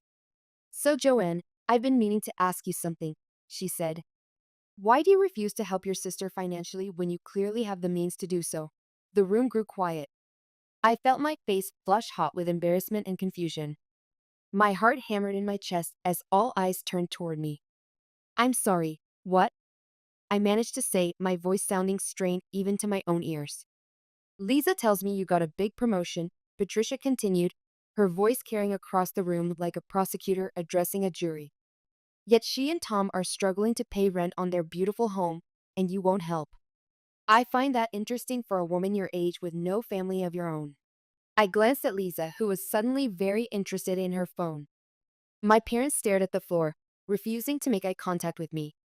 Several guests were whispering to each other, and I could feel judgment radiating from every corner of the room. "I do help Lisa," I said carefully, trying to keep my voice steady despite the anger and hurt bubbling up inside me. "I've sent her money multiple times over the past few months." Patricia scoffed, the sound cutting through the room. "Pocket change.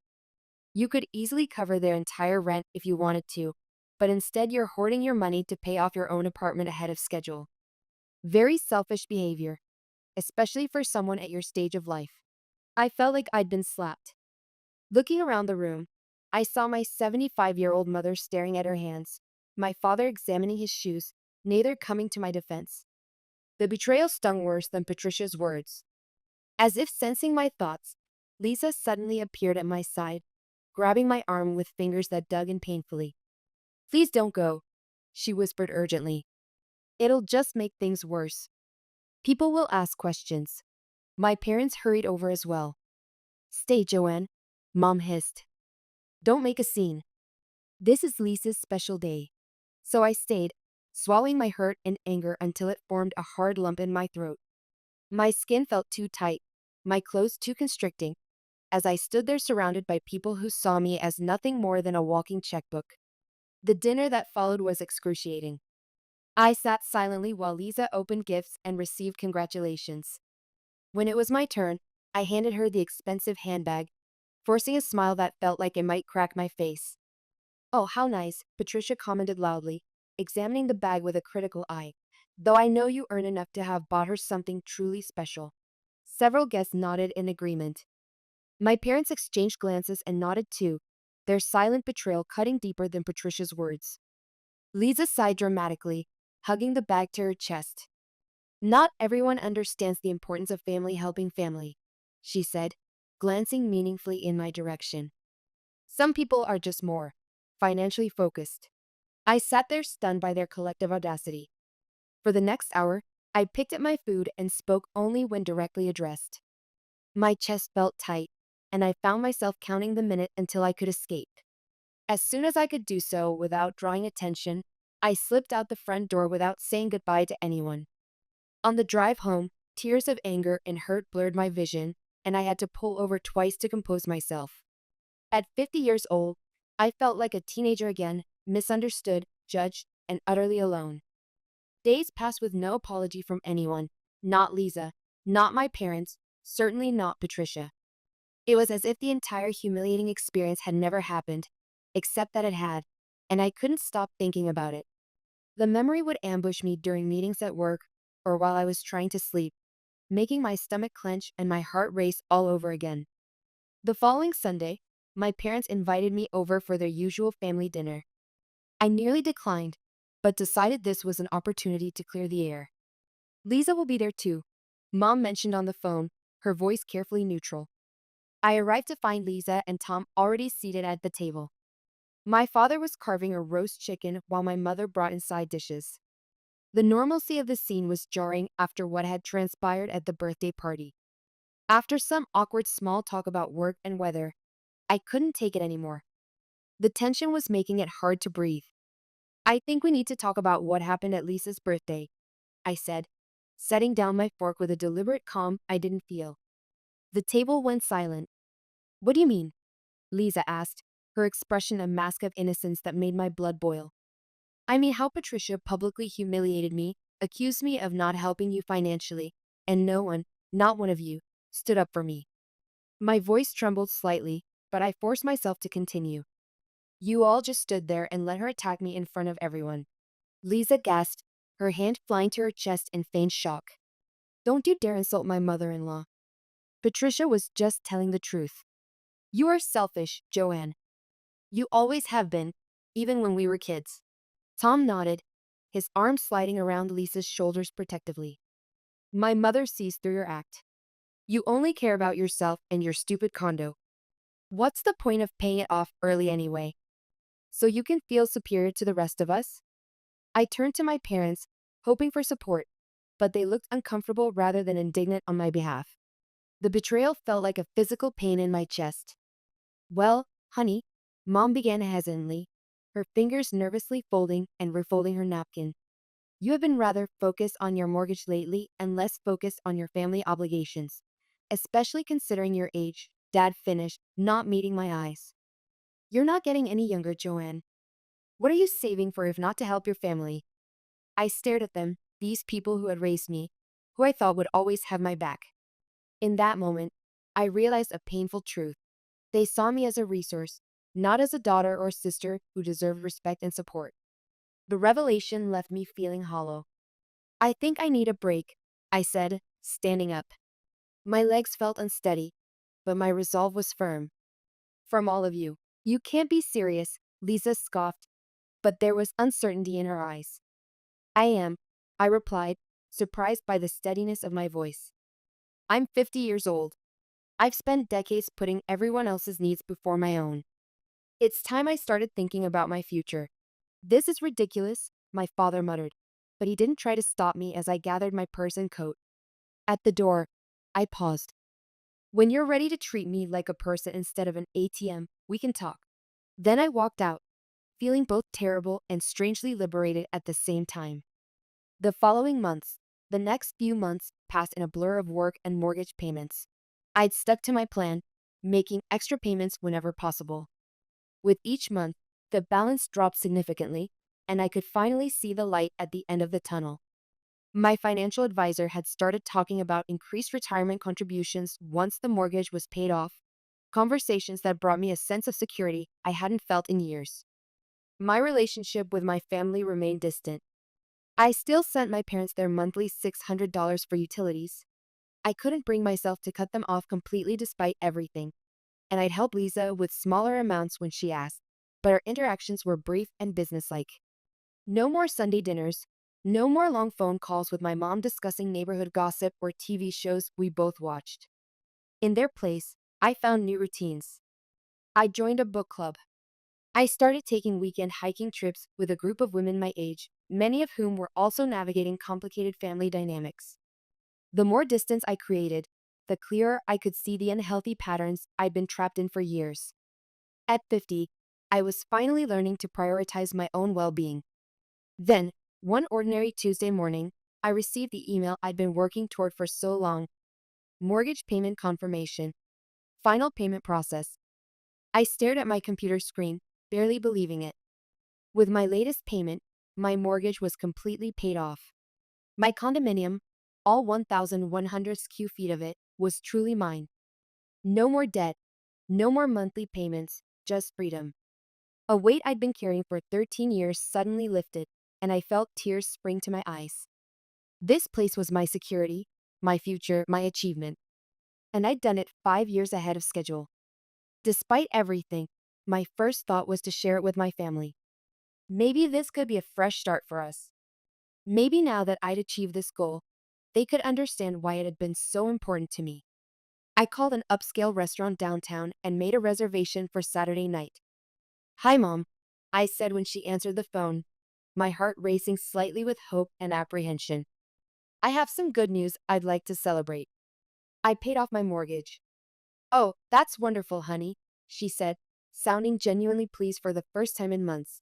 The warmth in her voice made my throat tighten with emotion. "I'd like to take you and Dad to dinner on Saturday to celebrate at Jovan's downtown. And Mom, could you let Lisa and Tom know? They're invited too." I held my breath, waiting for her response. There was a pause, almost imperceptible. "Sure, I'll tell them." "That's very generous of you, Joanne." Saturday arrived, and I got to the restaurant early, feeling excited and a bit nervous. I dressed carefully in a new outfit that had been a splurge but felt like a fitting way to mark this milestone. The hostess led me to a large table in a quiet corner, perfect for our family celebration. I ordered a bottle of champagne, not the most expensive on the menu, but a good one, and waited, rehearsing in my mind the boundaries I wanted to establish going forward. New start, new rules. My parents arrived first, both dressed up for the occasion. We exchanged slightly awkward hugs, but their smiles seemed sincere. Dad looked frailer than I remembered, leaning heavily on his cane, and Mom's hands showed more prominent veins and age spots. A pang of guilt hit me. Had the distance of the past months been too hard on them? "Congratulations, sweetheart," Mom said, squeezing my hand. "We really are proud of you." "Thanks, Mom," I replied, feeling a tentative hope bloom in my chest. Then, the restaurant door opened again, and I froze. It wasn't just Lisa and Tom walking in. It was an entire entourage. Behind them were Tom's parents, Patricia and Donald, followed by a woman who looked like Tom's sister, her husband, and three children ranging from about 5 to 10 years old. The hope I'd been nurturing withered instantly. My stomach dropped as I watched them approach, Lisa leading the way with a bright smile as if bringing 7 unexpected guests to my celebration dinner was perfectly normal. "Hope you don't mind the extras," she said casually, air kissing my cheek. "This is my family now, so I figured they should be here too." I sat there speechless as Tom's sister corralled the wait staff to rearrange tables to accommodate everyone. Patricia gave me a curt nod, but didn't bother with a greeting. The children immediately started complaining about being hungry, their voices carrying through the elegant restaurant. Since Joanne's paid off her mortgage, Lisa announced to the group, raising her voice to be heard over the children, she can afford to be more generous now. "So everyone, order whatever you want, the most expensive dishes on the menu." The children cheered, and everyone started eagerly scanning the menu, pointing out truffle-infused dishes and premium steaks. I sat there stunned by their audacity, a familiar knot forming in my stomach. My parents were studying their menus too, not meeting my eyes. Were they in on this? Something inside me shifted. Maybe it was watching Patricia smugly order a $120 bottle of wine for her side of the table. Maybe it was seeing Tom's dad demand the restaurant's priciest seafood platter. Or maybe it was just months of built-up resentment finally reaching its breaking point. I excused myself, saying I needed to use the restroom. My hands were shaking, but my mind was suddenly clear. Instead of heading to the bathroom, I found our server and pulled her aside. "I'd like to modify my reservation," I said quietly but firmly. "Could you please prepare separate bills for each party? I'll pay for myself and the table reservation fee, but everyone else will need to cover their own orders." The server looked a bit surprised but nodded. "Of course, ma'am." When I returned to the table, everyone was chatting and ordering appetizers without a care in the world. I plastered on a smile and sat through toast after toast, each one thinly disguised criticism. To Joanne, Tom's father said, raising his glass, "Who can finally stop being so thrifty now that her mortgage is paid off?" To my sister, Lisa added, her smile not reaching her eyes, "Who will hopefully realize that family deserves her generosity more than a bank." My parents chuckled at these jokes, nodding along as if they were harmless teasing rather than blatant attempts to guilt me into paying for more things. The longer I sat there, the more I realized how little had changed despite my months of trying to establish boundaries. I saw my family through new eyes that night. Dinner progressed with everyone ordering multiple courses and expensive drinks. The children spilled sodas that had to be replaced and demanded desserts they barely touched. I calculated that the bill must be approaching several $1,000s. Finally, as coffee was being served, the moment of truth arrived. The server appeared with a stack of separate checks, which she began distributing around the table. The chatter died immediately. "There must be a mistake," my father said immediately, his voice sharp with alarm. "This should all be on one bill. My daughter is treating us tonight." The server looked at me questioningly. All eyes at the table turned to me, expressions ranging from confusion to dawning horror. "Actually," I said, my voice surprisingly steady despite my racing heart, "I asked for separate checks. I'm paying for my meal and the table reservation fee, but everyone else is responsible for their own orders." The shocked silence that followed was almost worth the months of frustration. Patricia's face flushed dark red, while Donald's mouth opened and closed like a fish out of water. My parents' expressions of betrayal might have hurt once, but now I just felt tired of the games. "This is outrageous." Patricia was the first to recover, her voice shrill. "You invited us to dinner." "Actually, I invited my parents, Lisa and Tom," I corrected her, maintaining my composure. "Everyone else invited themselves, and it was Lisa who suggested ordering the most expensive items, not me." But, but this bill is over $500 just for me and Donald." Patricia sputtered, staring at the check in her hand as if it might bite her. Tom's sister looked panic-stricken as she stared at her family's bill, which included all the children's orders. "This isn't fair." Lisa cried out, her face contorted with anger. "You know we're struggling financially. This was supposed to be your celebration dinner, and yet you ordered the $75 steak and two $18 cocktails," I pointed out calmly. "You assumed I'd pay for everything without even asking me. That's what's not fair." I took out my credit card and handed it to the server along with my individual check. "I'm all set. Joanne, you can't do this." My mother hissed, her face red with embarrassment. "What will people think?" "Actually, I can, and I am," I replied, gathering my purse. I stood up, turned to the server, and said loud enough for everyone to hear, "Please make sure they all pay their bills. Don't let anyone leave without paying." I walked out of the restaurant to a chorus of angry protests and desperate pleas. The cool night air hit my face as I stepped outside, and I took a deep breath, feeling lighter than I had in years despite the scene behind me. My phone started buzzing with texts before I even reached my car, but I ignored them all. Back home, I turned off my phone and slept better than I had in months. When I woke up the next morning and finally checked my messages, there were dozens of missed calls and angry texts demanding I return to the restaurant and pay the bills, apparently totaling about $3,000. The most recent message was from Lisa. "We had to put it all on Dad's credit card. How could you do this to your own family?" I put the phone down without replying. For the first time in decades, I spent a Sunday morning doing exactly what I wanted, enjoying coffee on my balcony, reading the paper, and planning a solo trip to Portugal with some of the money I was no longer putting toward mortgage payments. The confrontation. The pounding on my door started around noon the next day. Through the peephole, I could see my parents and Lisa standing in the hallway. They looked furious, Mom's lips pressed into a thin line, Dad's face flushed red beneath his gray hair, Lisa practically vibrating with anger. Part of me wanted to pretend I wasn't home, but I knew this confrontation was inevitable. I took a deep breath, squared my shoulders, and opened the door. They didn't wait for an invitation. All three pushed past me into my living room, the living room of my now fully paid for condominium. Their intrusion felt especially violating given my recent accomplishment. How could you? Lisa shrieked, whirling to face me. Her eyes were red-rimmed, either from crying or lack of sleep. Do you have any idea how humiliating that was? Patricia hasn't stopped calling me, blaming me for bringing her to such a tacky event. My father pointed his finger at me, the tremor in his hand making the gesture less threatening than it might have been years ago. $3,000, Joanne. That's what you stuck us with last night. $3,000 we had to put on our credit card. His voice cracked with indignation. We'll be paying interest on that for months.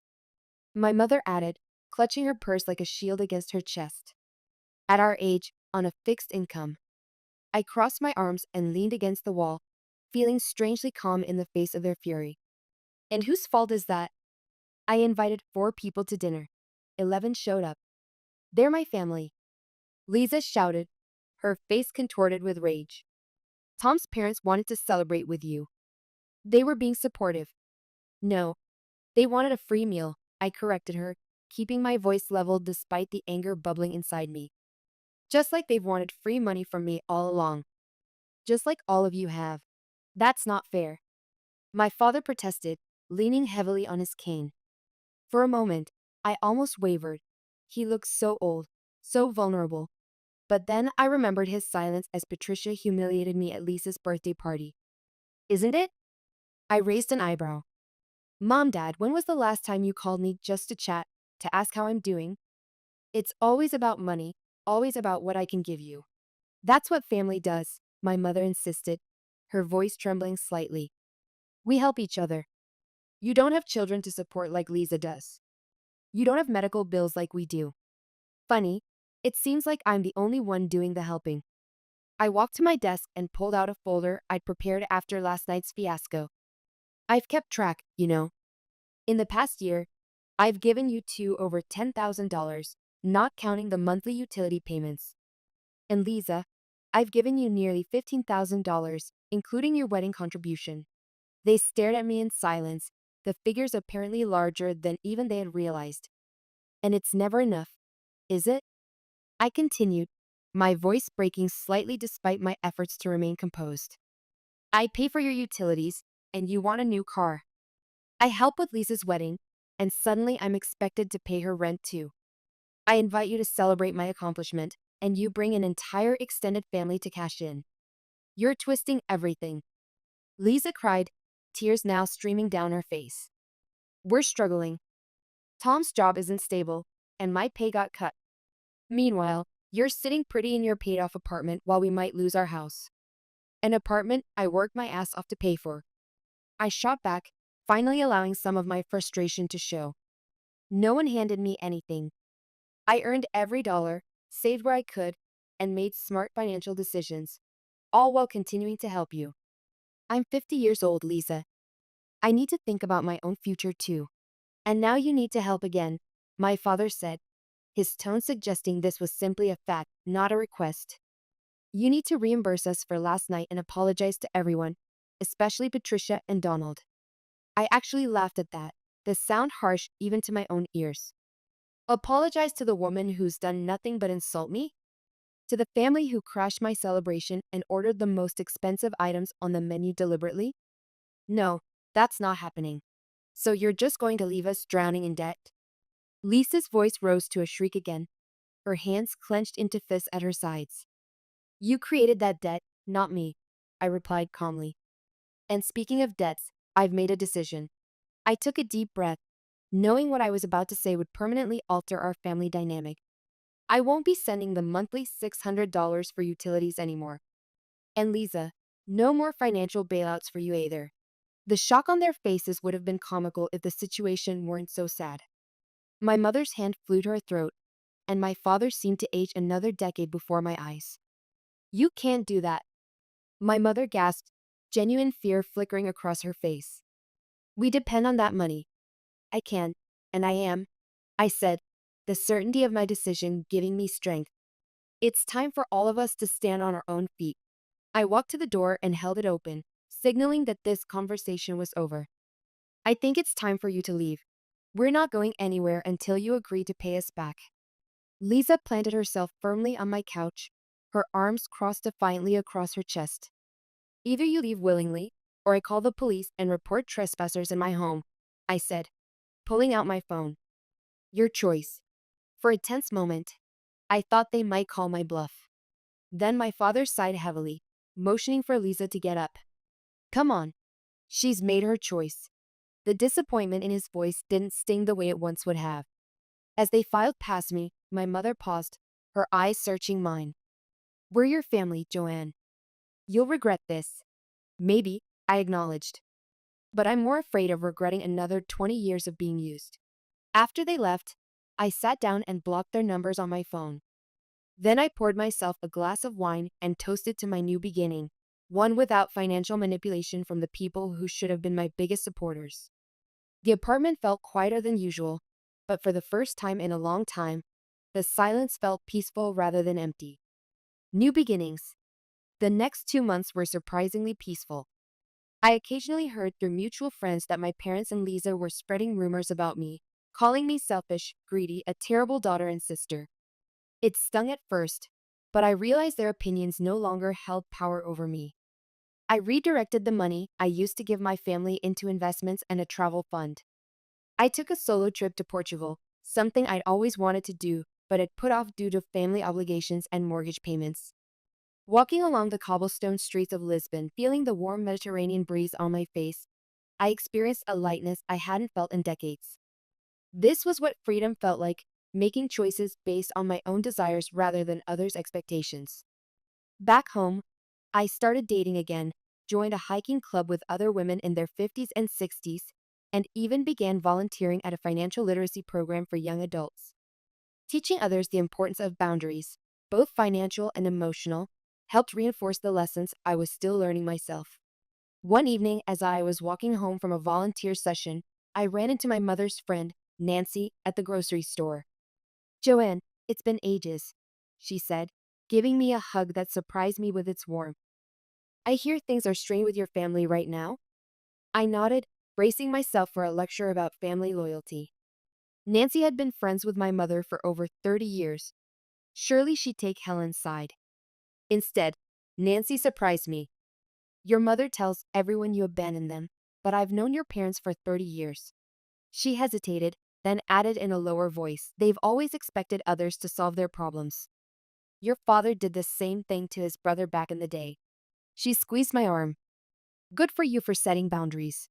That brief encounter was the validation I hadn't realized I needed. Other people could see the dynamic for what it was, not a selfish daughter, but a family that had grown accustomed to exploiting my generosity. Nancy's words stayed with me, comforting me on nights when doubt crept in. A week later, I received a letter from Lisa. Not an email or text, but an actual handwritten letter. For a moment, I considered throwing it away unopened, but curiosity won out. Joanne, it began, the handwriting less confident than I remembered. Tom and I are getting divorced. His mother convinced him I'm not good enough for their family. The irony isn't lost on me. The next part was crossed out multiple times, but I could make out the words, you were right about them. The letter continued. I've been thinking about how I treated you, how we all treated you. I won't ask for money, but I would like to talk someday. Lisa. I folded the letter and put it in a drawer. The vindication I might have expected to feel didn't come. Instead, I felt a complex mix of sadness for my sister and relief that she might finally be seeing the truth of her situation. Maybe someday we could rebuild our relationship, but it would have to be one based on mutual respect, not financial dependence. As for my parents, I heard they downsized to a smaller house, something they could actually afford on their income. Part of me felt guilty, but a larger part felt relieved. They were finally taking responsibility for their own finances. At their age, it was better late than never. On the 6-month anniversary of paying off my mortgage, I hosted a small dinner party in my condo, not for family, but for the new friends I'd made through my hiking club and volunteer work. As we laughed and shared stories, I realized I'd created something valuable, relationships based on genuine connection rather than obligation or exploitation. Later that night, after everyone had gone home, I stood on my balcony overlooking the city lights. At 50, I was finally free, not just from my mortgage, but from the weight of others' expectations. Whatever the future held, I knew I would face it on my own terms, with boundaries intact and self respect renewed. My condo wasn't just paid off, it was truly mine, a symbol of independence earned through perseverance and the courage to finally say enough.